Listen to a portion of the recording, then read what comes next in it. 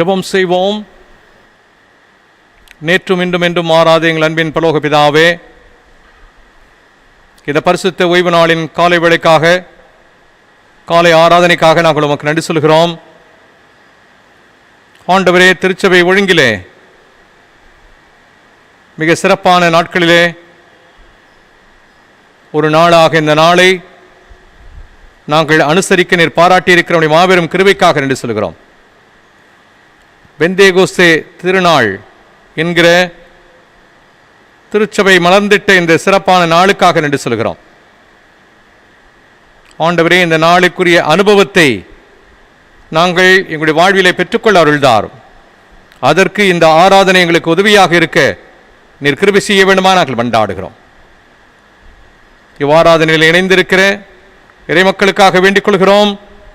ஒவ்வொருவரும் அந்த அனுபவத்தை பெற்றுக்கொள்ள அருள்தாரும். ஆண்டவரே, உமது அன்பு அடியார் ஒவ்வொருவரும் இவ்வாராதனையிலே இணைவதின் வழியாய் உம்முடைய நிறைவான ஆசீர்வாதத்தை பெற்றுக்கொள்ள அருள்தாரும். ஆண்டவரே, மட்டுமாக நீர் எங்களோடு கூட இருந்து எங்களை வழிநடத்தி வந்திருக்கிற உம்முடைய மாபெரும் கிருபைக்காக நன்றி சொல்கிறோம். இந்த நாளின் ஆராதனைக்காக நன்றி சொல்கிறோம். ஆண்டவரே, இப்படிப்பட்ட வாய்ப்புகளை நாங்கள் பெற்றுக்கொள்ள நீர் பாராட்டி இருக்கிற கிருபைகளுக்காக நன்றி சொல்கிறோம். ஆனாலும் வெகு விரைவிலே நாங்கள் இயல்பான நிலைக்கு திரும்ப நாங்கள் யாவரும் ஒன்று கூடி உம்மை தொழுது கொள்கிற நாட்களை எங்களுக்கு நீர் கட்டளையிட்டருள வேண்டுமா நாங்கள் மன்றாடுகிறோம்.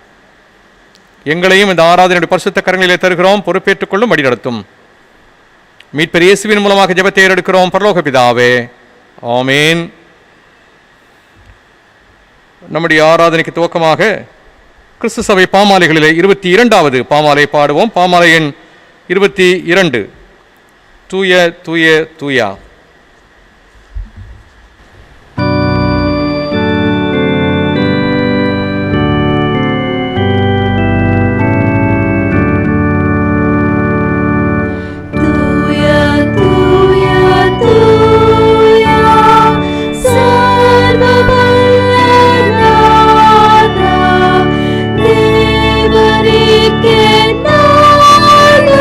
சங்கீதமே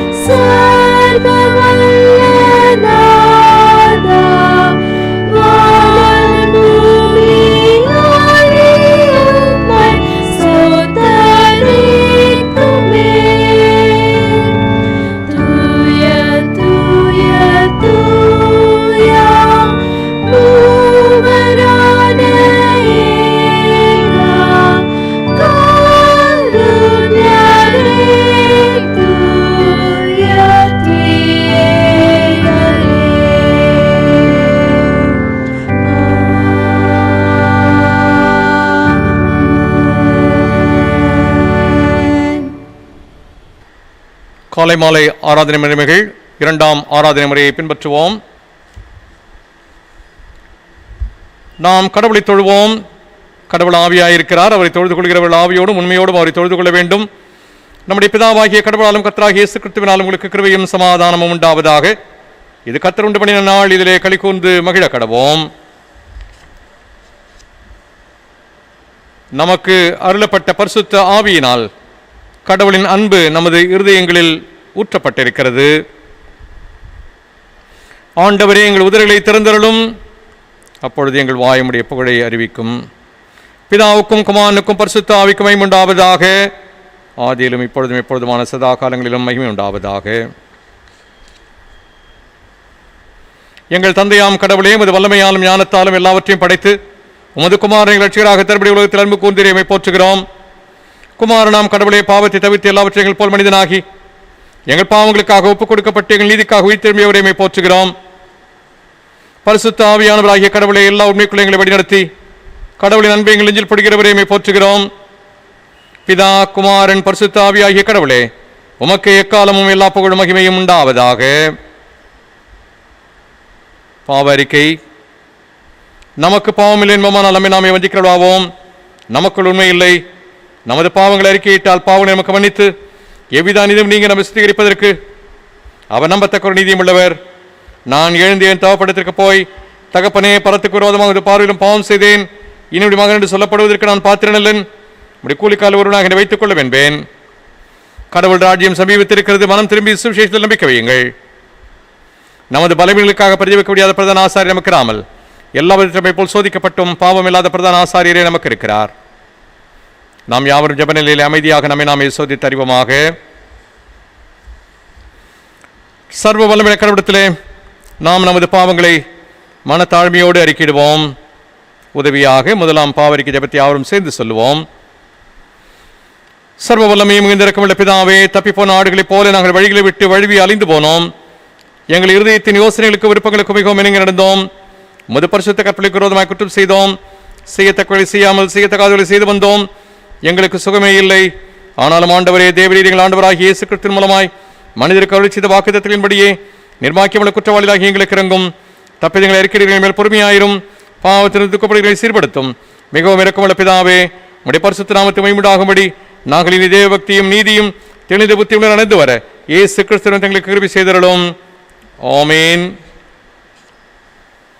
சர்வ வல்லமை மிகுந்திருக்கமுள்ள ஆண்டவர் மன்னிப்பை பாவ நிமித்தம் நமக்கு கட்டளையிட்டருளி வாழ்க்கையை சீர்படுத்துவதற்கான காலத்தையும் தமது பரிசுத்தாவின் கிருபையையும் தேற்றுதலையும் தந்தருளுவாராக.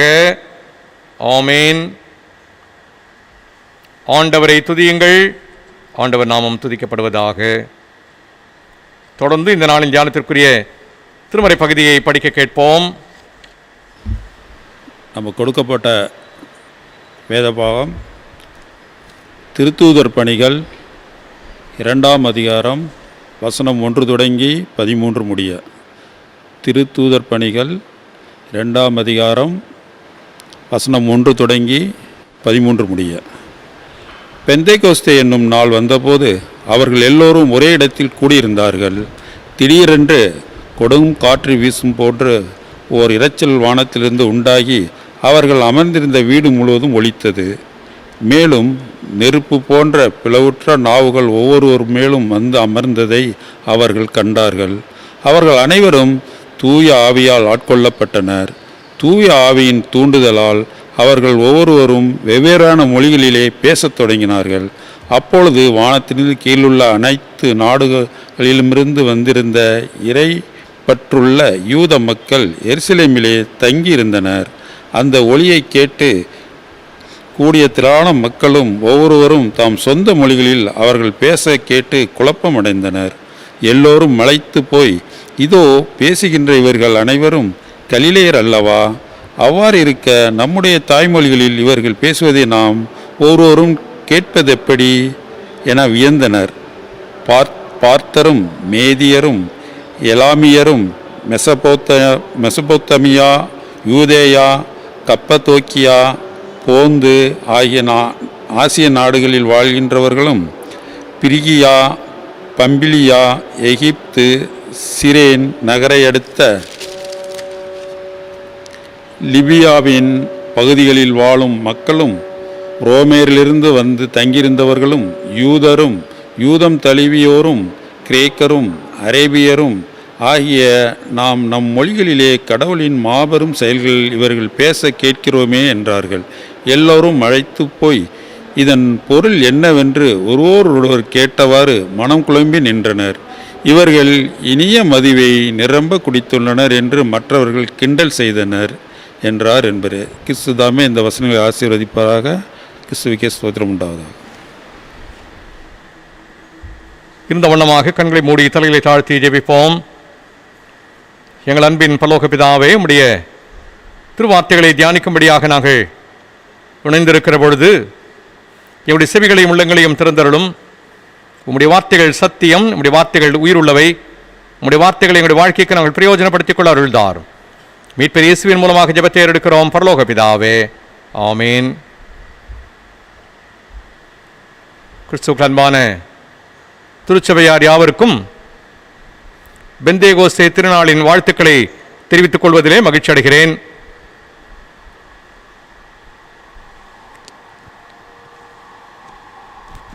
நம்முடைய திருச்சபை ஒழுங்கிலே இந்த நாள் ஒரு சிறப்பான நாள் என்பதை நாம் யாவரும் நன்கு அறிவோம்.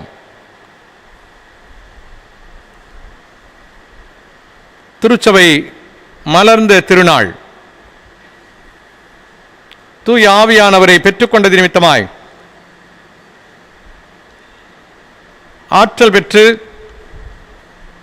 திருச்சபை மண்ணிலே மலர்ந்து இன்றளவும் அந்த திருச்சபை ஒவ்வொரு நாளும் பெற்றுக்கொள்கிற ஆற்றலினாலே வளர்ந்து வருகிறது.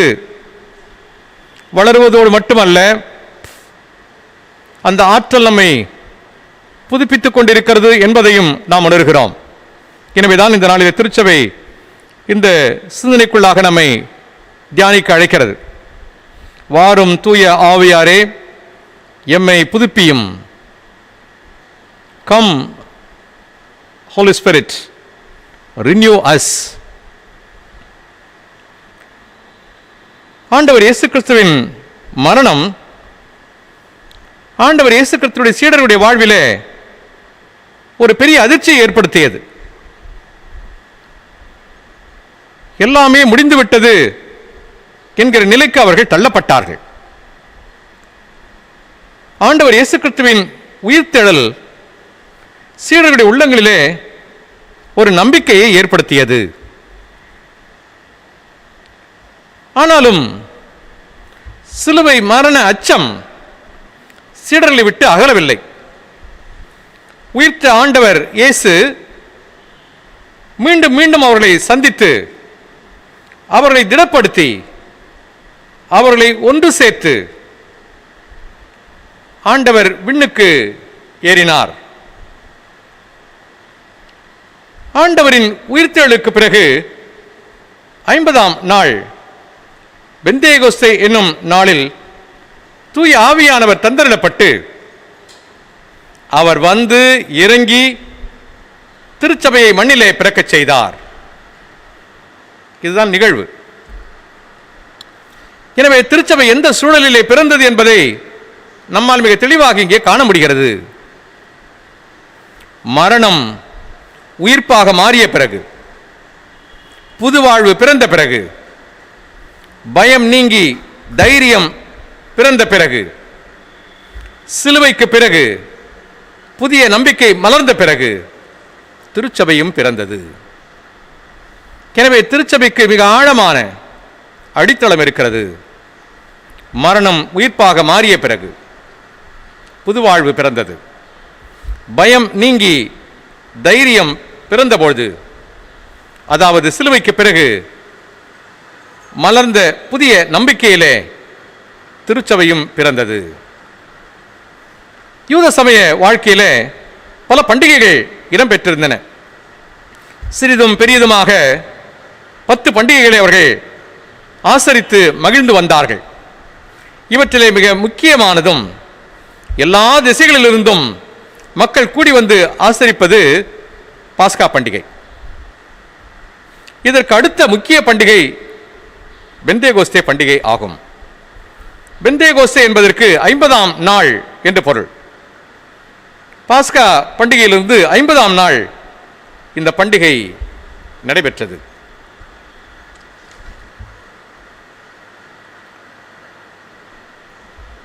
இந்த பெந்தேகோஸ்தே திருநாளிலே தூய ஆவியானவர் தந்திரப்பட்டார் என்பதை நாம்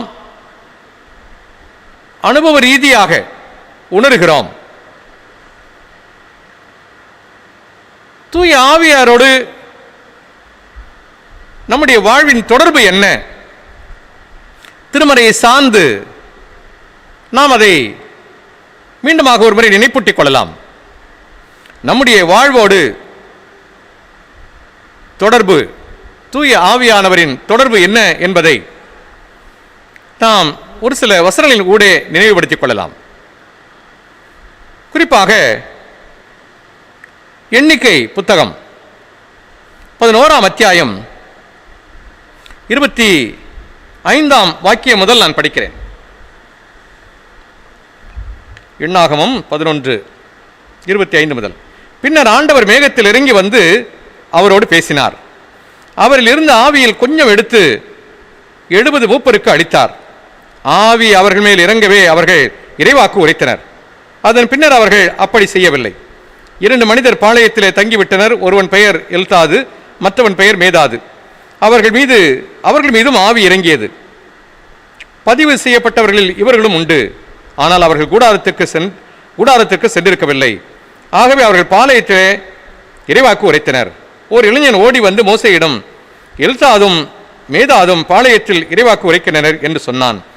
உடனே தேர்ந்தெடுக்கப்பட்டவரில் ஒருவரும் மோசேயின் ஊழியரும் நூனின் மைந்தருமான யோசுவா, மோசே என் தலைவரே, அவரை தடுத்து நிறுத்தும் என்றார். ஆனால் மோசே அவரிடம், என்னை முன்னிட்டு நீ பொறாமைப்படுகிறாயா?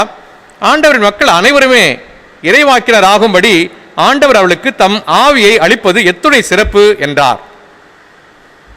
எனவே கடவுளுடைய ஆவியானவர் ஒரு குறிப்பிட்ட நோக்கத்திற்காக வந்து இறங்குகிறவர் என்பதை நாம் இந்த திருமறை பகுதியிலே புரிந்து கொள்கிறோம். தூய ஆவியானவர் ஒரு குறிப்பிட்ட நோக்கத்திற்காக, ஒரு குறிப்பிட்ட பணியை நிறைவேற்றுவதற்காக வந்து இறங்குகிறவர். 1 சாமுவேல்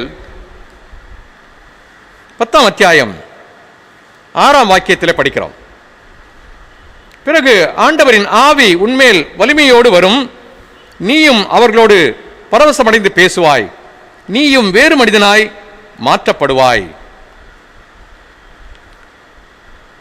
இங்கு இந்த ஆவியானவர் வருகிற நிகழ்வு குறிப்பிடப்படுகிறது. 16ஆம் அத்தியாயம் 14ஆம் வாக்கியத்திலே ஆண்டவரின் ஆவி சவுலை விட்டு நீங்க ஆண்டவர் அனுப்பிய தீய ஆவி அவரை கலக்கமர செய்தது. ஒன்றை மிக தெளிவாக இங்கே அறிந்து கொள்கிறோம். கடவுளுடைய ஆவியானவர் ஒரு குறிப்பிட்ட பணியை நிறைவேற்றுவதற்காக வந்து இறங்குகிறவர், அந்த பணியை நிறைவேற்றுகிறவர். பணி முடிந்த பிறகு மீண்டுமாக கடவுளுடைய ஆவியானவர் எடுத்துக்கொள்ளப்படுகிறார். இதுதான் முந்தைய அனுபவம். தொடர்ந்து ஒரு வாக்கு அருளப்படுகிறது, த ப்ராமிஸ். அது என்னவென்று சொன்னால், யோவேல் தீர்க்கதரிசியின் புத்தகம் 2ஆம் அத்தியாயம் 28 முதல் உள்ள வாக்கியங்கள். யோவேல் 2:28. அதற்கு பின்பு நான் மாந்தர் யாவர் மேலும் என் ஆவியை பொழிந்தருளுவேன். உங்கள் புதல்வரும் புதல்வியரும் இறைவாக்கு உரைப்பர். உங்கள் முதியோர் கனவுகளையும் உங்கள் இளைஞர்கள் காட்சிகளையும் காண்பார்கள். அந்நாட்களில் உங்கள் பணியாளர் பணிப்பெண்கள் மேலும் என் ஆவியை பொழிந்தருளுவேன். இன்னும் விண்ணிலும் மண்ணிலும் வியத்தகு செயல்களை செய்து காட்டுவேன். எங்குமே இரத்த ஆறாகவும் நெருப்பு மண்டலமாகவும் புகைப்படலமாகவும் இருக்கும். அச்சம் தரும் பெருநாளாகிய ஆண்டவரின் நாள் வருமுன்னே கதிரவன் இருண்டு போகும், நிலாவோ இரத்தமாக மாறும். அப்பொழுது ஆண்டவரின் திருப்பெயரை சொல்லி வேண்டுவோர் யாவரும் தப்பி பிழைப்பர். ஏனெனில் ஆண்டவர் கூறிய வண்ணமே சீயோன் மலையிலும் எருசலேமிலும் எஞ்சியிருப்போர் வாழ்வு அடைவர். ஆண்டவரால் அழைக்கப்பட்டவர்களே தப்பி பிழைப்பார்கள். இது ஒரு வாக்கு அருளப்படுகிறது. தூய ஆவியானவர் தந்தருளப்படுவார் என்கிற ப்ராமிஸ் அங்கே கொடுக்கப்படுகிறது. முதல் நிலை, கடவுளுடைய ஆவியானவர் வருகிறவர், வந்து ஒரு குறிப்பிட்ட நோக்கத்தை நிறைவேற்றுகிறவர், மீண்டுமாக திரும்பி போகிறவர். இரண்டாவதாக, அவர் தந்தரப்படுவார் என்பது வாக்காக, பிராமிஸாக கொடுக்கப்படுகிறது. ஆண்டவர் இயேசு கிறிஸ்துவும் அதை குறிப்பிடுகிறார். யோவான் எழுதிய நற்செய்தி நூல் 14ஆம் அத்தியாயம் 16-17 வாக்கியங்களிலே படிக்கிறோம்.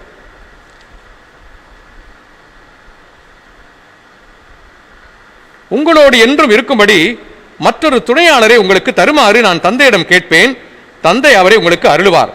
அவரே உண்மையை வெளிப்படுத்தும் தூய ஆவியார். உலகம் அவரை ஏற்றுக்கொள்ள இயலாது, ஏனெனில் அது அவரை காண்பதுமில்லை, அறிவதுமில்லை. நீங்கள் அவரை அறிந்திருக்கிறீர்கள், ஏனெனில் அவர் உங்களோடு தங்கியிருக்கிறார், உங்களுக்குள்ளும் இருக்கிறார்.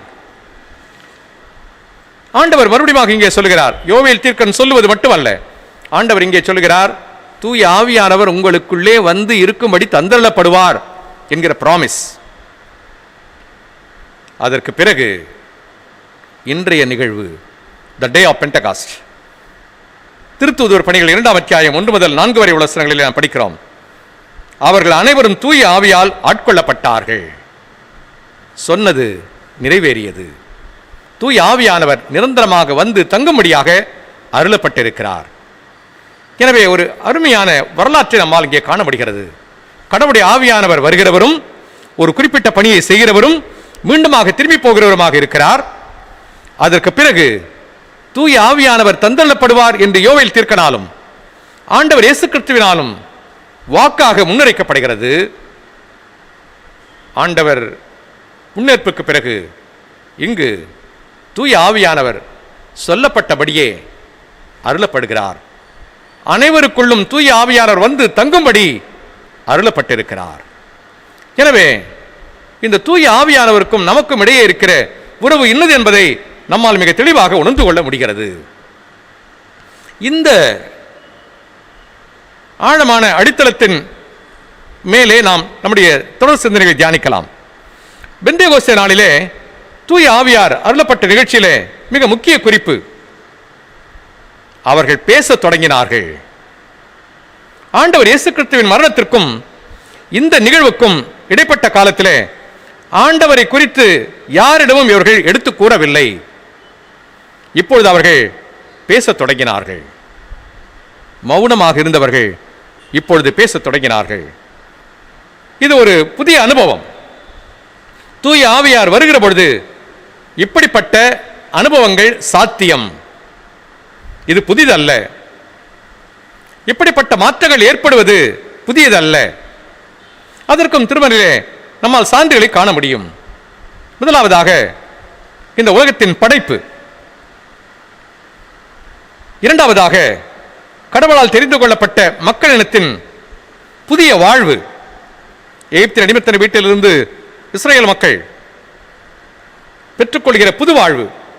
அப்பொழுது அவர்கள் தன்னுடைய மக்கள் என்கின்ற பெரிய பெயரை கடவுளத்திலே பெற்றுக்கொள்கிறார்கள். மூன்றாவது ஆண்டவர் இயேசு கிறிஸ்துவின் பிறப்பு. நான்காவது திருச்சபையின் தோற்றம். 4 நிகழ்வுகள். கடவுளுடைய படைப்பு, கடவுள் தமக்குரிய சொந்த மக்களை தெரிவு செய்வது, ஆண்டவர் இயேசு கிறிஸ்துவின் பிறப்பு, தூய ஆவியானவர் தந்தரப்படுகிற இந்த பெந்தேகோஸ்தே அனுபவம். இந்த 4 நிகழ்வுகளும் திருமறையிலே முக்கியத்துவம் வாய்ந்தவைகள். இவைகள் வரலாற்றிலே மாற்றத்தை கொண்டு வந்தவை. இவளுக்குள்ளே ஒரு ஒற்றுமை உண்டு. இவை நடைபெறுவதற்கு முழு முதற் காரணர் தூய ஆவியார். இவை நடைபெறுவதற்கு முழு முதற் காரணர் தூய ஆவியார் ஆகும். இது நாம் நன்கறிந்த ஒரு அனுபவம். உருவமற்ற வெறுமையிலிருந்து படைப்புகள் வெளிவர தூய ஆவியானவர் அங்கே ஜலத்தின் மேல் அசைவாடிக் கொண்டிருந்தார், நீர் திரளின் மேல் அவர் வீற்றிருந்தார் என்று வேதத்திலே சொல்லப்பட்டிருக்கிறது. எனவே படைப்பின் பொழுது கடவுளுடைய ஆவியானவர் அங்கே இருக்கிறார். சீனாய் மலையிலே தூய ஆவியாரின் பிரசன்னம் பேரிடியாய் முழங்கி நெருப்பாய் இறங்கி கடவுளால் தேர்ந்தெடுக்கப்பட்ட மக்களாய் இவர்கள் மாறுகிறார்கள். விடுதலை பயணம் 19ஆம் அத்தியாயத்தில் நாம் அதை படிக்கிறோம். மூன்றாவது நிகழ்வு ஆண்டவர் இயேசு கிறிஸ்துவின் பிறப்பு. கன்னி மரியாள் கருவுறுகிறாள். தூய ஆவியாரால் அவர் கருவுறுகிறார். எனவே இங்கு இந்த உலகத்தின் மீட்பராம் இயேசு கிறிஸ்து இவ்வுலகிலே பிறப்பதற்கு, கடவுளுடைய அந்த திருத்திட்டம் நிறைவேறுவதற்கு தூய ஆவியானுடைய செயல்பாடு அங்கே இருக்கிறது. தூய ஆவியானவர் துணையோடு மீட்பராம் கிறிஸ்து இந்த உலகத்திலே பிறக்கிறார். நான்காவது, இந்த திருச்சபையின் தோற்றம். பேசாமல் மௌனிகளாய் இருந்தவர்களை வல்லமையாய் பேச வைத்தது இந்த மாற்றம். இந்த 4 நிகழ்வுகளிலுமே தூய ஆவியானவர் முக்கிய இடம் பெறுகிறார். அவரே முழுமுதற் காரணர் என்பதை நம்மால் உணர்ந்து கொள்ள முடிகிறது. இந்த தூய ஆவியானவர் தந்திரப்பட்ட பொழுது அந்த ஒரே நாளில் 3000 பேர் வாழ்விலே மாற்றங்களை பெற்றுக்கொண்டார்கள். தூய ஆவியானவரை வாழ்விலே செயல்பட அனுமதிக்கிற பொழுது நிச்சயமாக புதிய அனுபவங்கள் நம்முடைய வாழ்விலே மலரும். திருப்பாடல் 51:10 நாம் படிக்கிறோம், கடவுளே புதுப்பிக்கும் ஆவியை என்னுள்ளே உருவாக்கியருளும் என்று தாவீது மன்றாடுகிற காட்சி. இது நாம் நன்கு அறிந்தது.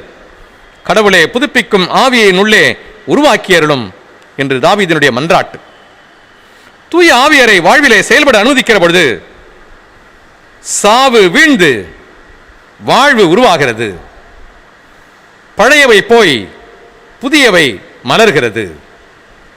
எனவே இந்த புதிய அனுபவத்தை தான் நாம் இங்கே பெற்றுக்கொள்கின்றோம். தூய ஆவியார் வருகிற பொழுது இந்த அனுபவம் நமக்குள்ளே பிறக்கிறது. தூய ஆவியரால் பெறப்படுகிற இந்த புதிதாக்குதலை நாம் ஓரிரு சிந்தனைகள் வழியாய் தியானிக்கலாம். முதலாவதாக புதிய அனுபவம்.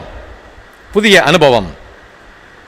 பெந்தேகோஸ்தே நாளிலே பிரிந்து இருந்தவர்கள் ஒரே சிந்தனையோடு கூடி வந்த பொழுது பலத்த காற்று அடிக்கிற முழக்கம் போல தூய ஆவியார் தங்களிலே தங்கி அந்த வீட்டை நிரப்புகிறார். திருத்தூதர் பணிகள் 2ஆம் அத்தியாயம் 1ஆம் வாக்கியத்தில் படிக்கிறோம். கூடியிருந்த மக்கள் தூய ஆவியரால் ஆட்கொள்ளப்பட்ட பொழுது அச்சம் அவர்களை விட்டு மாறியது. வெவ்வேறான மொழிகளிலே கடவுளுடைய மகத்துவங்களை அவர்கள் பேசினார்கள். இந்த நிகழ்ச்சி இவர் தம் வாழ்விலே இதுவரை காணாத ஒரு நிகழ்ச்சி ஆகும். எனவே இது ஒரு புதிய அனுபவம். தூய ஆவியானவரால் நாம் புதுப்பித்தலை பெற்றுக்கொள்கிறோம். முதலாவதாக புதிய அனுபவம். எனவே இவர்கள் இந்த புதிய அனுபவத்தை பெற்றுக்கொண்ட பொழுது மலைத்து போய் வியந்து போய் நின்றார்கள். 2ஆம் அத்தியாயம் 7ஆம் வாக்கியத்தில் படிக்கிறோம். இந்த அனுபவம் இறைமக்களை கற்றுக்கொள்ளுதல், கூட்டுறவு, இறைவேண்டல், தொழுகை, பகிர்தல், ஒருமனம், மகிழ்ச்சி என்கிற புதிய அனுபவங்களுக்குள்ளே அவர்களை வழிநடத்துகிறது. கற்றுக்கொள்ளுதல், கூட்டுறவு, இறைவேண்டல், தொழுகை, பகிர்தல், ஒருமனம், மகிழ்ச்சி என்கிற புதிய அனுபவங்களை அவர்கள் பெற்றுக்கொள்ளும்படியாக செய்கிறது. இவர்களை உண்மைகளுக்குள்ளே வழிநடத்தியது. அப்போஸ்தலர் 2:42 47 வரை நாம் அங்கே படிக்கிற காட்சி. அவர்கள் பெற்ற அனுபவம் வெறும் வரங்கள் மட்டுமல்ல.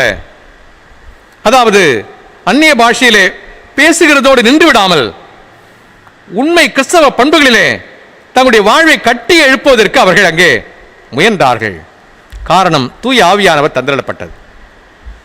ஆண்டவர் இயேசு கிறிஸ்து தன்னுடைய திருப்பணியை துவங்கி மக்களை கடவுளுக்கு நேராக வழிநடத்துவதற்காக அநேக நற்பண்புகளை, குணாதிசயங்களை அவர்களுக்கு கற்றுக் கொடுக்கிறார்.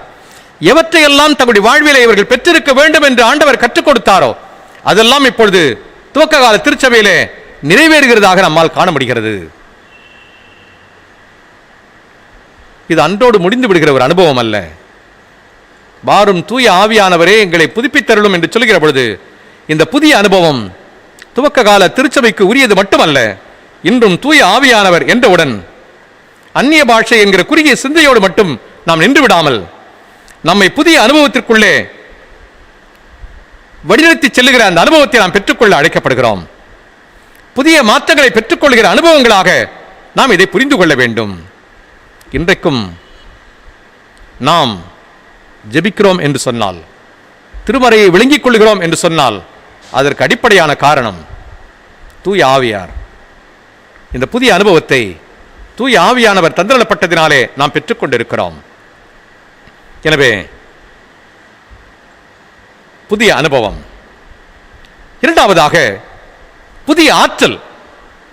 ஆண்டவர் இயேசுவை சிலுவையிலே தொங்குகிறவராக பார்த்த சீடர்கள் அவரை விட்டு பின்வாங்கி போனார்கள்.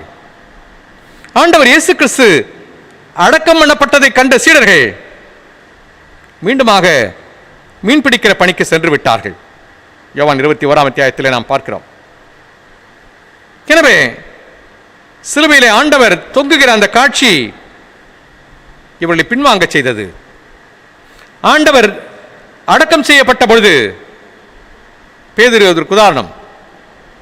மீன் பிடிக்க மீண்டுமாக அவர் சென்று விடுகிற அந்த காட்சியை நம்மால் காண முடிகிறது.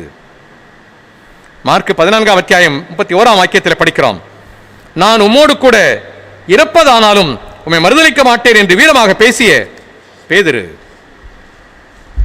தனக்கு தேவை இறை நம்பிக்கை மட்டுமல்ல, அதை செயலிலே காட்டக்கூடிய தீவிரம் தேவை என்பதை அவர் தெரிந்திருக்கவில்லை. தைரியம் இல்லாததால் சாதாரண ஒரு பணிப்பெண் முன்பாக இயேசு கிறிஸ்துவை அவர் மறுதலித்தார். மற்ற 26 அதிகாரத்தில் அதை படிக்கிறோம். ஒரு சாதாரண பணிப்பெண் முன்பாக ஆண்டவர் இயேசு கிறிஸ்துவை சீமோன் மறுதலிக்கின்றார். ஆனால் தூய ஆவியானவரை பெற்றுக்கொண்ட பின்பு தலைமை குருக்கள் பரிசேயர் முன்னிலையிலே அவர் எவ்வளவு வல்லமையாய் எவ்வளவு பெரிய ஆற்றலோடு பேசினார் என்பதை நாம் வேதத்திலே காண்கின்றோம். திருத்தூதர் பணிகள் 4 அத்தியாயம் 19 20 வாக்கியங்களிலே நாம் அதை காண்கின்றோம். அதற்கு பேதுருவும் யோவானும் மறுமொழியாக, உங்களுக்கு செவிசாய்ப்பதா கடவுளுக்கு செவிசாய்ப்பதா? இதில் கடவுள் பார்வையில் எது முறையானது என நீங்களே தீர்மானித்துக் கொள்ளுங்கள். என்ன ஆனாலும் நாங்கள் கண்டதையும் கேட்டதையும் எடுத்துரைக்காமல் இருக்க எங்களால் முடியாது. எனவே இந்த ஆற்றல், இந்த தைரியம் எங்கிருந்து வந்தது என்று பார்த்தால், தூய ஆவியரை தங்களிலே பெற்றுக்கொண்டதினாலே இந்த புதிய ஆற்றலை இவர்கள் பெற்றுக்கொண்டார்கள். தீர்க்கமாய் சொன்னதோடு நில்லாமல் ரோம் நகர் வரை கிறிஸ்துவின் நற்செய்தியை கொண்டு சென்றதாக மரபு கூறுகிறது. தூய ஆவியானவர் வருகிற பொழுது நீங்கள் பலனடைவீர்கள், சாட்சிகளாய் இருப்பீர்கள், உலகெங்கும் நற்செய்தியை அறிவிப்பீர்கள் என்று கடவுளுடைய வாக்கு இன்றைக்கும் இறைமக்களுக்கு ஆற்றலை கொடுத்து அது சான்றாக நிற்க உதவி செய்கிற ஒன்றாக இருக்கிறது. தூய ஆவியார் தருகிற ஆற்றல் எத்தகையது என்று ஏசாயா தீர்க்கன் சொல்லுகிற ஒரு கூற்றை நம்மால் காண முடிகிறது. ஏசாயா 11 அத்தியாயம், ஏசாயா 11:2 ஆண்டவரின் ஆவி அவர் மேல் தங்கியிருக்கும், ஞானம், மெய்யுணர்வு, அறிவுரை திறன், ஆற்றல், நுண்மதி, ஆண்டவரை பற்றிய அச்ச உணர்வு இவற்றை அந்த ஆவி அவருக்கு அருளும். எனவே தூய ஆவியானவரால் பெற்றுக்கொள்கிற ஆற்றல் எவ்வளவு என்று பட்டியல்படுத்தப்பட்டிருக்கிறது. இன்றைக்குரிய பழைய ஏற்பாட்டின் திருமறை பகுதி எசேக்கியேல் தீர்க்கதரிசியின் புத்தகம் 37 அத்தியாயம் மிக அருமையான ஒரு திருமறை பகுதி. அந்த வார்த்தைகளை நாம் ஒவ்வொருவரை படிக்கிற பொழுதும் இடம் புரியாத ஒரு பெரிய தைரியத்தை, நம்பிக்கையை, ஆற்றலை நாம் ஒவ்வொருவரும் கூட பெற்றுக்கொள்ள முடியும். நான் ஒரு சில வசனங்களை மட்டும் அதில் படிக்கிறேன். எசேக்கியேல் 37 அத்தியாயம். பின்னர் அவர் என்னிடம் உயிர் மூச்சுக்கு இறைவாக்கு உரை மானிடா, இறைவாக்கு உரைத்து உயிர் மூச்சிடம் சொல், தலைவராகிய ஆண்டவர் கூறுவது இதுவே, 4 காற்றுகளிலிருந்தும் உயிர் மூச்சே வா, நீ வந்து கொலையுண்ட இவர்களுக்குள் புகு, அப்பொழுது இவர்கள் உயிர் பெறுவர். எனவே அவர் எனக்கு கட்டளையிட்டவாறு இறைவாக்கு உரைத்தேன். உடனே அவர்களுக்குள் உயிர் மூச்சு புகுந்தது, அவர்கள் உயிர் பெற்று காலூன்றி மாபெரும் படைத்திரள் போல் நின்றனர். இந்த கடவுளுடைய ஆவியானவர் வருகிற பொழுது உலர்ந்து போயிருக்கிற எலும்புகள் எல்லாம் ஒன்றோடு ஒன்று கூடி உயிர் பெற்று எழுந்து ஒரு பெரிய சேனை திரளாய் நிற்கிற காட்சி. எனவே தூய ஆவியரால் நாம் பெற்றுக்கொள்கிற ஆற்றல் ஒரு புதிய ஆற்றல் என்பதை நம்மால் உணர்ந்து கொள்ள முடிகிறது. இது ஏதோ அன்று நடைபெற்ற ஒரு நிகழ்வு மட்டுமல்ல, இன்றளவும் நடைபெற்றுக் கொண்டிருக்கிற நிகழ்வு. கிரகம் ஸ்டெயின்ஸ் அவருடைய வாழ்வின் அனுபவம் தெரியும். அவருடைய மனைவி விட்டு சொந்த தேசத்திற்கு சென்று விடவில்லை. காரணம், தூய ஆவியார் தந்த ஆற்றல். இங்கேயே திருப்பணி ஆற்ற வேண்டும் என்கிற ஒரு உள்ளத்தை அவர்கள் பெற்றுக்கொண்டதற்கு அடிப்படையான காரணம் தூய ஆவியார் தந்த பலம், தூய ஆவியாரால் பெற்றுக்கொண்ட ஆற்றல். எனவே வாரும் தூய ஆவியாரே புதுப்பித்தருளும் என்று சொல்கிற பொழுது அது புதிய அனுபவம். இரண்டாவதாக புதிய ஆற்றல். மூன்றாவதாக புதிய பார்வை. புதிய பார்வை. யூத மக்கள் தங்களை மீட்க வருகிற மேசியாவை ஒரு அரசனாக, அரசனுக்குரிய தன்மை உள்ளவராக எதிர்பார்த்தார்கள். ஆனால் ஆண்டவர் இயேசு தான் மேசியா எனவும் மேசியாவின் குணநலன்களாகவும் பழைய ஏற்பாட்டிலே சொல்லப்பட்டவை அனைத்தும் அவரிலே நிறைவேறும் எனவும் மக்கள் நம்பவில்லை. ஏன், இயேசு கிறிஸ்துவின் சீடர்கள் கூட நம்பவில்லை. யோவான் 14:8-9 வாக்கியங்களில் நாம் அதை படிக்கிறோம். இயேசு கிறிஸ்துவின் சீடர்கள் கூட இவரை மேசியா என்று முழுமையாக புரிந்து கொள்ளவில்லை. சிலுவை மரணம் கூட ஆண்டவருக்குரியது, இது ஆண்டவருக்குரியது அல்ல என்று சீடர்கள் எண்ணினார்கள். அதை வேண்டாம் என்று சொன்னார்கள். ஆனால் இந்த மேசியா சிலுவையை ஏற்க வேண்டியவர் என்பதை அவர்களால் புரிந்து கொள்ள முடியவில்லை. ஏனெனில் ஆண்டவரை குறித்த திருவசனங்களிலும் தீர்க்க தரிசனங்களிலும் சீடர்களுக்கு தெளிவு இல்லாமல் இருந்தது. எனவேதான் எம்மாவூர் சீடர்களுக்கு ஆண்டவர் இயேசு கிறிஸ்து தெளிவற்றவர்களாக இருந்தபொழுது தெளிவை அவர்களுக்கு ஏற்படுத்துகிறார். ஆண்டவர் அவர்களை தெளிவுபடுத்துகிற ஒரு நிகழ்வாக அந்த எம்மாவூர் நிகழ்ச்சியை நம்மால் காண முடிகிறது. லூக்கா 24:26 வாக்கியத்தில் நாம் அதை படிக்கிறோம். ஆண்டவர் அவளை கடிந்து கொள்கிறார். இவைகள் எல்லாம் முன்னுரைக்கப்பட்டவைகள், நீங்கள் இவைகளை உணராமல் இருக்கிறீர்கள் என்று அவரிடத்தில் ஆண்டவர் சொல்லுகிறார். இவர்கள் ஆண்டவரை புழுமையாய் மேசியாவாக இன்னும் உணராமல் இருந்தார்கள். செபதேயுவின் மனைவி தன் மக்கள் யாக்கோபு யோவானுக்கு ஆட்சி பீடம் கிடைக்க பரிந்துரை செய்கிறார். மார்க் 10:35-40 வாக்கியங்களில் அதை படிக்கிறோம். ஆனால் உண்மையான தேவை ஆண்டவர் பருகிய கிண்ணத்திலே பருகுவது என ஆண்டவர் விளக்கி கூறிய பொழுது தூய ஆவியரது துணையால் இவர்கள் இருவரும் ஒரு புதிய பார்வையை பெற்றுக் கொண்டார்கள். அதன் விளைவாக யாக்கோபு ஆண்டவருக்காக முதலில் தன் உயிரை கொடுக்கிற இரத்த சாட்சியாக மாறினார். யோவானோ 4ஆம் நற்செய்தியை எழுதிவிட்டு சீடர்களின் கடைசியாக இறக்கிற வாய்ப்பை பெற்றார். ஆனால் அன்றைக்கு அவர்கள் இந்த புதிய பார்வையை உணராதவர்களாக வலது இடதுபுறத்தில் தங்களுக்கு வேண்டிய இடம் வேண்டும் என்று சொன்னார்கள். உயிர்த்த ஆண்டவரால் தூய ஆவியானவர் அருளப்பட்டதால் இவர்கள் பெற்றுக்கொண்ட ஆற்றல் அவளை இரத்த சாட்சிகளாக மாறச் செய்தது. இது புதிய பார்வை. இவ்வாறு அதிகார இருக்கைகள் அல்ல, ஆண்டவருக்கு சாட்சி பகர்கிற வாழ்க்கை முறைகளே தேவை என்பதை தூய ஆவியானவர் அருளுகிற ஆற்றலின் வழியாக நாம் பெற்றுக்கொள்கின்றோம். தூய ஆவியார் கிரியைகளினால் அல்ல, கிருபையினால் மட்டுமே நமக்கு அருளப்படுகிறார். நாம் செய்கிற கிரியைகளினாலே தூய ஆவியானவரை நாம் நம்மிலே பெற்றுக்கொள்ள முடியாது. அவருடைய கிருபையினாலே மட்டுமே தூய ஆவியானவரை நாம் நம்மிலே பெற்றுக்கொள்ள முடியும். கடவுள் நமக்கு கொடுக்கிற அருட்கொடைகள் வழியாக ஒரு நபராக அவர் நம்மோடு கூட இருக்கிறார். அவருக்கு பர்சனாலிட்டி இருக்கிறது. ஒரு ஆழ்த்தன்மை உள்ளவராக அவர் நம்மோடு கூட இருக்கிறார். அவர் நம்மிலே சார்ந்து பகர்கிறவராக இருக்கிறார். நமக்காக பரிந்து பேசி இறைவேண்டல் செய்கிறவராக இருக்கிறார். நம்முடைய உள்ளத்தோடு தம்மையே அவர் ஒன்றித்துக் கொண்டவராக இருக்கிறார். இவையெல்லாம் புதிய பார்வையாக தூய ஆவியான வழியாக பெற்றுக்கொள்கிற அனுபவம். அவர்தான் தூய ஆவியார். அவரை நம்முடைய வாழ்விலே செயல்பட அனுமதிப்பதும் அனுமதியாமல் இருப்பதும் நம்முடைய கரங்களிலே கொடுக்கப்பட்டிருக்கிறது. ஆண்டவரின் ஆசிகளை சுதந்திரித்துக் கொள்வதும் அவற்றை நிராகரிப்பதும் நம்முடைய கரங்களிலே கொடுக்கப்பட்டிருக்கிறது. இந்த புதிய பார்வையை நாம் பெற்றுக்கொள்ள அழைக்கப்படுகிறோம். கடவுளால் சாட்சி பகரப்பட்ட இறை அடியார்கள் தங்கள் வாழ்விலே தூய ஆவியாரை செயல்பட அனுமதித்த பொழுது தூய ஆவியார் அங்கே செயல்பட்டார். அநேக பல அடையாளங்களை அவர் செய்தார். அநேக பல மாற்றங்களை மக்கள் பெற்றுக்கொண்டார்கள். பாவத்தின் வழியாக சாரமற்று போன நம்முடைய வாழ்வு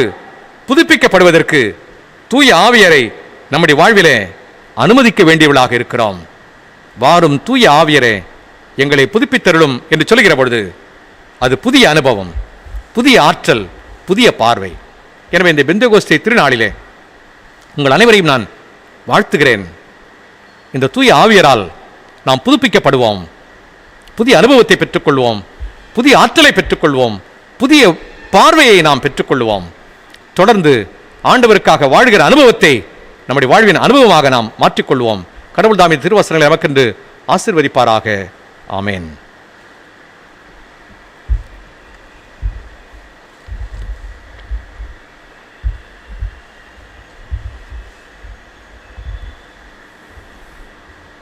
கடவுளுடைய திருவார்த்தைகளை தியானித்து நாம் யாவரும் நம்முடைய விசுவாசத்தை அப்போஸ்தலர் விசுவாச பிரமாணத்தின் வழியாய் அறிக்கை செய்வோம். வானத்தையும் பூமியையும் படைத்த சர்வ வல்லமையுள்ள பிதாவாகிய தேவனை விசுவாசிக்கிறேன். அவருடைய ஒரே குமாரனாகிற நாதர் இயேசு கிறிஸ்துவை விசுவாசிக்கிறேன். அவர் பரிசுத்த ஆவியினாலே கனிமையாக திருப்பதித்து பிறந்தார். பொந்து பிலாத்தின் காலத்தில் பாடுபட்டு சிலுவையில் அறையுண்டு மரித்து அடக்கம் பண்ணப்பட்டு பாதாளத்தில் இறங்கினார். 3ஆம் நாள் மரித்தோரிலிருந்து எழுந்தருளினார். பரமண்டலத்தை கேறி சர்வ வல்லமையுள்ள பிதாவாகிய தேவனுடைய வலதுபாசலை வீற்றிருக்கிறார். அவரிடத்திலிருந்து உயிரோரை மரித்தோர் நியாயம் தீர்க்க வருவார். பரிசுத்த ஆவியும் விசுவாசிக்கிறேன். பொதுவாயிருக்கிற பரிசுத்த சபையும் பரிசுத்த ஐக்கியமும் பாவ மன்னிப்பும் சரீர உயிர்த்தெழுதலும் நித்திய ஜீவனும் என்று விசுவாசிக்கிறேன். ஆமேன். கிறிஸ்துவுக்குள் பிரியமானவர்களே, உங்கள் யாவருக்கும் ஆண்டவர் இயேசு கிறிஸ்துவின் திருப்பெயரிலே என்னுடைய வாழ்த்துக்களை தெரிவித்துக் கொள்வதிலே மகிழ்ச்சி அடைகிறேன். ஆஃப்கோர்ஸ் இந்த மெசேஜ் உங்களுக்கு இல்லை, உங்களுக்கும். ஹலோ கிட்ஸ், எப்படி இருக்கீங்க? என்ஜாய் பண்றீங்க? ஸ்கூல் இல்லை, எக்ஸாம் இல்லை. Very good. But VBS miss பண்றோம்ல. போன வருஷமும் மிஸ் பண்ணிட்டோம், இந்த வருஷமும் மிஸ் பண்ற மாதிரி ஆயிடுச்சு. இல்ல, இந்த வருஷம் மிஸ் பண்ணல, இந்த வருஷம் பிபிஎஸ் வைக்கலாம் அப்படின்னு டிசைட் பண்ணிருக்கோம். ரைட்? ஹாப்பியா? சும்மா கெஸ் பண்ணுங்க எத்தனை நாள்னு. அங்கிள், மாசமே முடிய போது எத்தனை நாள்னு கேக்குறீங்களா uncle? 10 days, 7 days, 5 days, only 3 days. Okay? 27, 28, 29 வியாழன், வெள்ளி, சனி 3 நாள்.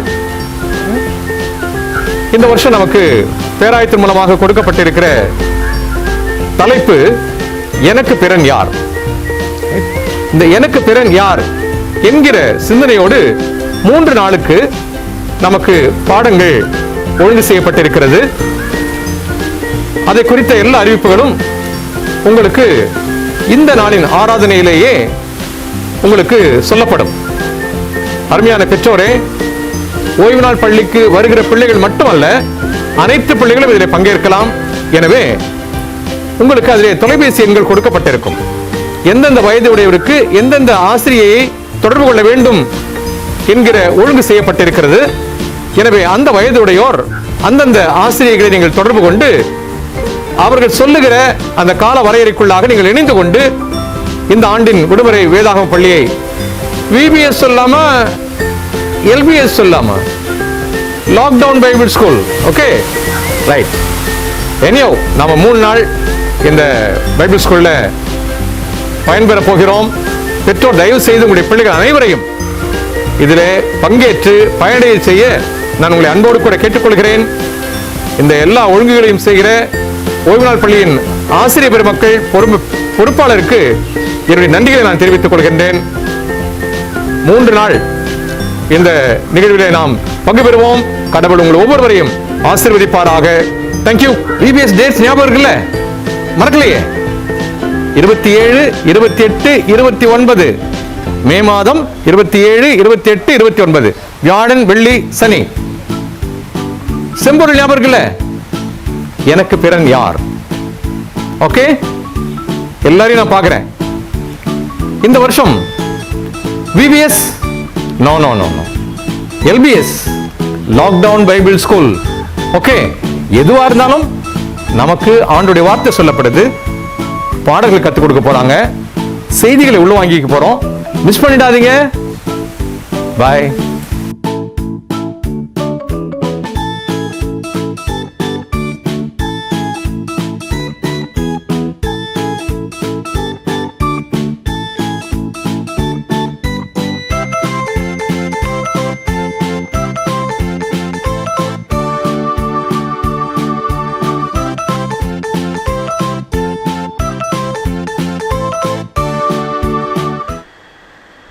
கிறிஸ்துக்குள் பிரியமானவர்களே, உங்கள் யாவருக்கும் மீண்டுமாக ஒருமுறை பெந்தேகோஸ்தே திருநாளின் வாழ்த்துக்களை தெரிவித்துக் கொள்வதிலே மகிழ்ச்சி அடைகிறேன். ஒரு நெருக்கடியான காலகட்டத்திற்குள்ளே நாம் வாழ்ந்து கொண்டிருக்கிறோம் என்பது உண்மை. கடவுள் நம்முடைய வாழ்விலே ஒவ்வொரு நாளும் அற்புதத்தையும் அடையாளத்தையும் செய்து கொண்டிருக்கிறார். ஒவ்வொரு நாளும் நமக்கு ஜீவனை கடவுள் தந்து கொண்டிருக்கிறார். நாம் அவருக்கு நன்றி உள்ளவர்களாக இருக்க அழைக்கப்படுகிறோம். ஆராதனையில் நீங்கள் யாவரும் கலந்து கொண்டிருப்பது, இணைந்திருப்பது மிக்க மகிழ்ச்சி. அநேகர் காணிக்கை படைப்பது எப்படி என்கிற கேள்வியை எழுப்புகிறீர்கள். எனவே அப்படி வந்த கோரிக்கைகளுக்காக நான் இந்த நேரத்தில் இதை பகிர்ந்து கொள்ள வேண்டும் என்று விரும்புகிறேன். சந்தா செலுத்த வேண்டும் என்று விரும்புகிறவர்களும் தொடர்பு கொண்டதினாலே இதை நான் சொல்கிறேன். நீங்கள்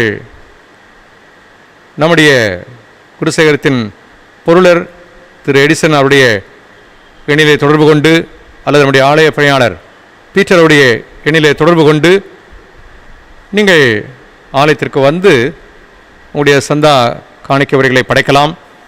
புதிதாக இன்னும் பெற்றுக்கொள்ளாமல் இருக்கிறவர்களும் நீங்கள் வந்து சந்தா காணிக்கை வரிகளை நீங்கள் பெற்றுக்கொள்ளலாம். இவருடைய இங்கே இருக்கிறார்கள் என்கிற அந்த நேரத்தை மட்டும் நீங்கள் உறுதி செய்து கொண்டு தொலைபேசியை தொடர்பு கொண்டு நீங்கள் கேட்டுக்கொண்டு வரும்படி அன்போடு கேட்டுக்கொள்கிறேன். காலையில் நம்முடைய பணிகள் செய்வதற்காக நமக்கு கொடுக்கப்படுகிற நேரம், அந்த நேரத்தில் நாம் ஒருவேளை பல பணிகளுக்காக நாம் செல்கிற பொழுது கூட நீங்கள் ஆலயத்திற்கு வரலாம். எனவே இதை கேட்டுக்கொண்டவர்களுக்காக நான் இதை உங்களிடத்தில் பதிவு செய்கிறேன். ஆலயத்திற்கு உள்ளே ஆல்டருக்கு பக்கத்திலே புல்பிட் அருகிலே காணிக்கை பெட்டி வைக்கப்பட்டிருக்கும். எனவே நீங்கள் உங்களுடைய காணிக்கைகளையோ அல்லது சந்தா காணிக்கைகளையோ செலுத்துவதற்கு உதவியாக அங்கே வைக்கப்பட்டிருக்கிறது. எனவே நீங்கள் அவற்றை செலுத்தலாம் என்பதை நான் இந்த நேரத்தில் தெரிவித்துக் கொள்கின்றேன். நன்றி. தொடர்ந்து சபைக்குரிய அறிவிப்புகளை படிக்க கேட்போம். சபையார் அனைவருக்கும் ஸ்தோத்திரம். நம்முடைய ஆயர்மா மற்றும் திருச்சபையார் அனைவருக்கும் பெந்தேகோஸ்தே திருநாள் வாழ்த்துதலை தெரிவித்துக் கொள்கிறேன். இரங்கல் செய்தி. நம்முடைய ஆலயத்தின் உறுப்பினரான திரு ஜோசப் பிரைட்ராஜ் அவர்களின் மனைவி திருமதி சுஜாதா வயது 35, 15/5/21 அன்று கர்த்தருக்குள் நித்திரையடைந்தார் என அறிவிக்கிறோம். அவர்களின் குடும்பத்தார் ஆறுதல் தரும்படி உங்கள் குடும்ப ஜெபத்தில் தாங்கும்படி அன்பாய் கேட்டுக்கொள்ளப்படுகிறீர்கள். இவ்வாரத்தில் பிறந்த நாள் காணும் நமது சபை நண்பர்கள்: 23/5/21 mister C Vedanayagam, Mrs G Vijila, Mrs Vimala Deiva Kirubai, Mr Michael Jude, Miss P Stella Rebecca, Miss Shiny Catherine Belinda, Mr Jeyaraj, Mr P Navamani, Miss D Daphne, Mr Johnson Rathnakumar, Miss Jancy Jeyakumar, Miss D Priscilla Sharon. 24/5/21 Mrs J Lydia Santhakumari, Mrs Eva Mithra Ebenezer, Mr R David Samuel, Miss Shaila Jeyanthi, Miss C J Udaya Jancy, Mr W Johnson, Mrs Priya David. 25/5/21 Mrs Kannimari Ruben, Mr L Rajpal, Miss Annie Ross Gracia, Mrs Glory Rajappan, Miss D Felicia Monica, Miss Helen Raj, Mrs Jahesh Subha, Miss Renuka Devi, Mr David Manuel, Mrs Magdalene, Mr G Stephen, Miss Arunodhaya. 26/5/21 Mr Praveen, Miss Marukshika, Mr J Abraham John Nelson, Mr R Selvakumar, Mr Y A Edwin Jose, Mr Emmanuel Deepak, Miss Angela Joseph Aseervatham, Miss Johanna Jenisha, Miss J Berlin Rekha, Mrs ஜபக்கெலினா, mister Charles Gilbert. 27/5/21 Mr Emmanuel Victor, Mr Wesley Thangaiah, Mr Lokesh Sam, Mr P Prabhakaran. 28/5/21 Mrs Rita Ebenezer, Mr D Abel Manickam, Mrs V R Prema Vasanthakumar, Mr Jason Ruben, Miss D Arputhamary, Mr M Sundar Singh, Mr S Prince Joe Ezekiel, Mr Philip Samuel, Miss J Porkodi, Mr Gabriel, Mrs Helen Esther Rani. 29/5/21 Miss Jeslin Hepzibah, Mrs Roslin Anitha, Mr R Edison Jebaraj.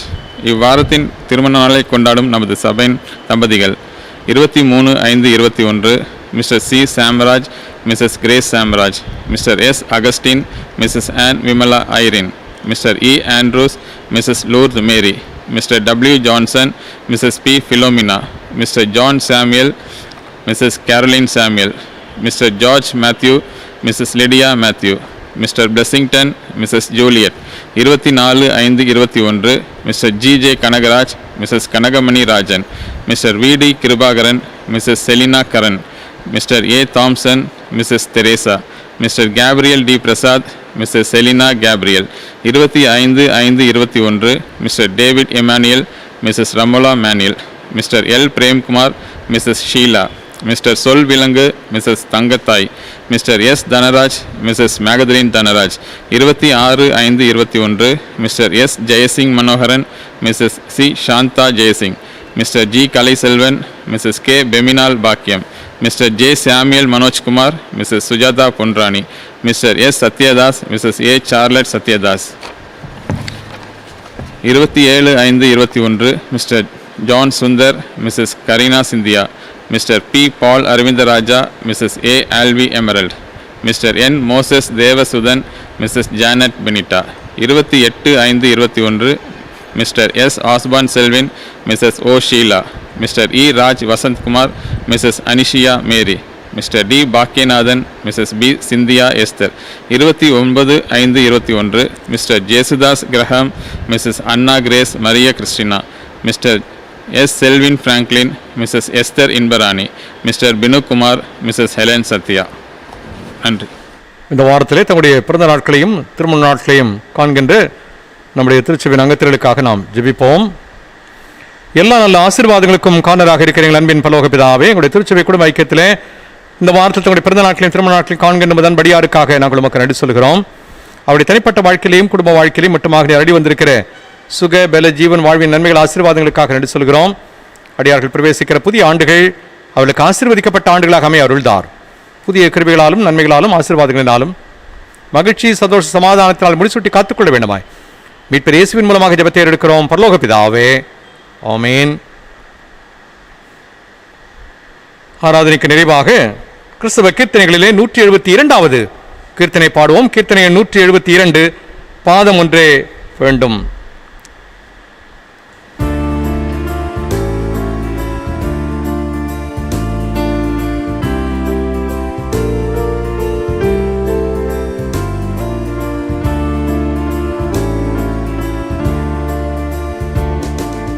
பாதம் ஒன்றே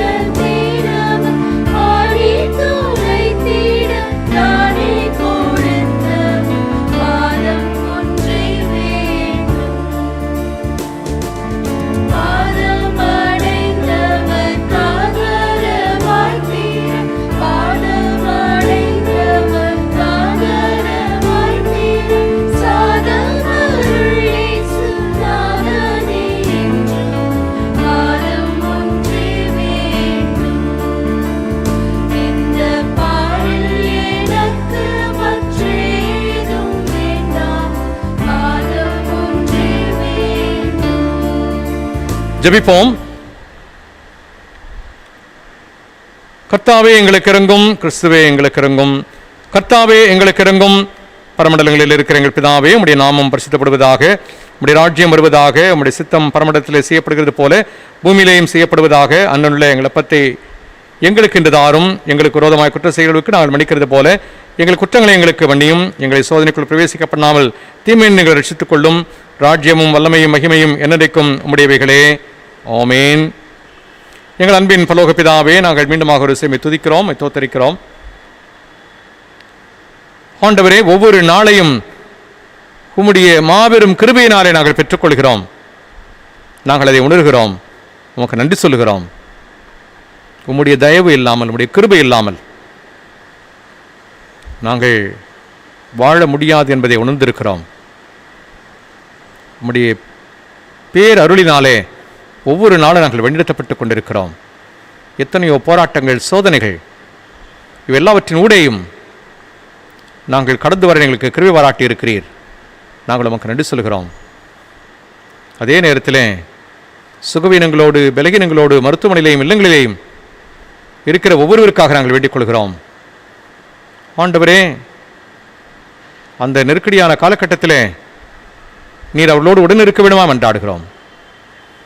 அவர்கள் பெற்றுக்கொள்கிற மருந்து மாத்திரைகள் அல்ல, நீரே எங்களை படைத்தவர், பாதுகாக்கிறவர், பராமரிக்கிறவர். நீர் அவளை தொட்டு சுகப்படுத்த வேண்டுமா நாங்கள் மன்றாடுகிறோம். உம்மால் அன்றி நாங்கள் சுகத்தை பெற்றுக்கொள்ள முடியாது. நீரே பரிகாரியாகிய கர்த்தர். ஒவ்வொருவருக்கும் வேண்டிய சுகத்தை நீ தந்தருள வேண்டுமா நாங்கள் மன்றாடுகிறோம். என்றாலும் நாங்கள் அநேக இழப்புகளை சந்திக்கிறோம். ஆண்டவரே, அப்படிப்பட்ட இழப்புகளுக்கு கூட இருக்கிற குடும்பங்களுக்காக நாங்கள் வேண்டிக் கொள்கிறோம். நாங்கள் சொல்லுகிற வாய் வார்த்தைகள் அல்ல, நீர் உடன் இருக்கிறீர் என்கிற பெரிய நம்பிக்கை அவளுக்கு தாரும். எந்த ஒரு வெற்றிடத்தை நீர் நிரப்ப வல்லவர் என்பதை அவளுக்கு உறுதிப்படுத்தும். உம்முடைய திருவார்த்தைகளை அவளை தேற்ற வேண்டுமா நாங்கள் மன்றாடுகிறோம். ஆண்டவரே, ஒடிந்து போய் பாதங்கள் பூமியிலே நிற்பதற்கும் திராணியற்றவளாய் இருக்கிற பொழுது நீர் இருக்கிறீர் என்பதை அவளுக்கு உறுதிப்படுத்த வேண்டுமா நாங்கள் மன்றாடுகிறோம். அடுத்த அடி எப்படி எடுத்து வைப்பது என்று திகைத்து போயிருக்கிற சூழலிலே நீர் ஆண்டவரை அவளை தொடர்ந்து வழிநடத்த வேண்டுமா நாங்கள் இடத்தில் மன்றாடுகிறோம். எத்தனையோ மன போராட்டங்களுக்குள்ளே, மன சஞ்சலங்களுக்குள்ளே வாழ்ந்து கொண்டிருக்கிற ஒவ்வொருவருக்காக வேண்டிக் கொள்கிறோம். நீரே சமாதானத்தை தாரும், தைரியத்தை தாரும், நம்பிக்கையை தாரும். ஆண்டவரை, உலகளாவிலே இந்த நோயினாலே, தொற்றினாலே பாதிக்கப்படுகிற மக்களுக்காக, இந்திய தேசத்தின் பல மாநிலங்களிலே பாதிக்கப்படுவோருக்காக வேண்டிக் கொள்கிறோம். தமிழகத்திற்காக, தமிழகத்தில் இருக்கிற அத்தனை மாவட்டங்களுக்காக, சென்னை மாநகருக்காக, சென்னை மாநகரின் எல்லா பகுதிகளுக்காக, ஆண்டவரை, ஒவ்வொரு நாளும் பாதிக்கப்படுகிற மக்களுக்காக நாங்கள் வேண்டிக் கொள்கிறோம். ஆண்டவரே, சுகத்தை பலத்தை தந்து ஆண்டவருடைய வாழ்விலே மீண்டுமாய் தங்களுடைய இல்லங்களுக்கு திரும்பும்படியான பெரிய பாக்கியத்தை தந்திட விடுமா மன்றாடுகிறோம். புது வாழ்வு என்பது உம்மால் உறுதிப்படுத்தப்பட விடுமா நாங்கள் மன்றாடுகிறோம். இன்றைக்கு நாங்கள் தியானித்த திருவார்த்தைகள் தூய ஆவியானவரால் நாங்கள் பெற்றுக்கொள்கிற அனுபவம், ஆற்றல், பார்வை. ஆண்டவர் மெய்யாகவே தூய ஆவியானவர் எங்களோடு கூட இருக்கிறார், எங்களை ஆற்றல் படுத்துகிறார் என்பதை நாங்கள் வாழ்விலே உணர கிருபை தாரும். ஆண்டவரே, என்னுடைய திருச்சபையின் அத்தனை குடும்பங்களுக்காக வேண்டிக் கொள்கிறோம். ஒவ்வொரு குடும்பத்தையும் தனித்தனியை பேர் ஆசீர்வதிக்க விடமா மன்றாடுகிறோம். சிறிய குழந்தைகள் முதல் வயோதிபர் வரை ஒவ்வொருவருக்காக வேண்டிக் கொள்கிறோம். ஒவ்வொருவரையும் தனித்தனிய நீர் தொட்டருளும், ஆசீர்வதித்தருளும். படிக்கிற பிள்ளைகளுக்காக வேண்டிக் கொள்கிறோம். அவருடைய கல்வி பாதிக்கப்படாதபடிக்கு நீர் வழிநடத்த விடமா மன்றாடுகிறோம். பணியாற்றுகிற ஒவ்வொருவருக்காக வேண்டிக் கொள்கிறோம். வியாபாரங்களில் இருக்கிற ஒவ்வொருவருக்காக, நிர்வாக காரியங்களில் இருக்கிற ஒவ்வொருவருக்காக வேண்டிக் கொள்கிறோம். ஆண்டவரே, இந்த கொடிய காலம் அவருடைய வாழ்வை எல்லாம் புரட்டி போட்டு இருக்கிறது என்றாலும் நீரே வாழ்வின் ஆதாரமாக இருக்கிறீர். ஆண்டவரே, அவருடைய எல்லா தேவைகளையும் சந்திக்க விடமா நாங்கள் மன்றாடுகிறோம். ஆண்டவரே, இந்த நோய் தொற்றினாலே பாதிக்கப்பட்டிருக்கிற அநேக இறைமக்களுக்காக, ஆயர்களுக்காக, குடும்பங்களுக்காக நாங்கள் வேண்டிக் கொள்கிறோம். ஒவ்வொருவரோடும் உடைய பரிசுத்த கரம் இருக்கட்டும். நல்ல சுகத்தை பலத்தை தாரும். அன்பின் பரலோக பிதாவே, இந்த ஆராதனைகளுக்கு ஆசீர்வதித்து தந்த மாபெரும் கிருபைக்காக நன்றி சொல்கிறோம். தொடர்ந்து இயல்பான நிலைக்கு நாங்கள் திரும்ப இறைமக்களாக நாங்கள் யாவரும் ஒன்று கூடி மகிழ்ச்சியோடு சந்தோஷத்தோடு உம்மை ஆராதிக்கிற நாட்களை நாங்கள் வெகு விரைவிலே பெற்றுக்கொள்ள அருள்தார். எங்களை தாழ்த்தி உடைய கரத்திலே ஒப்புக் கொடுக்கிறோம். பொறுப்பேற்றுக்கொள்ள வழி நடத்தும். மீட்பர் இயேசுவின் மூலமாக ஜெபத்தை எடுக்கிறோம் பரலோக பிதாவே, ஆமென். நமது ஆண்டவராகிய இயேசு கிறிஸ்துவின் கிருபையும் பிதாவாகிய தேவனுடைய அன்பும் தூய ஆவியின் ஐக்கியமும் வழிநடத்துதலும் நம் அனைவரோடும் இப்பொழுதும் எப்பொழுதும் சதா காலமும் தங்கியிருப்பதாக. ஆமென்.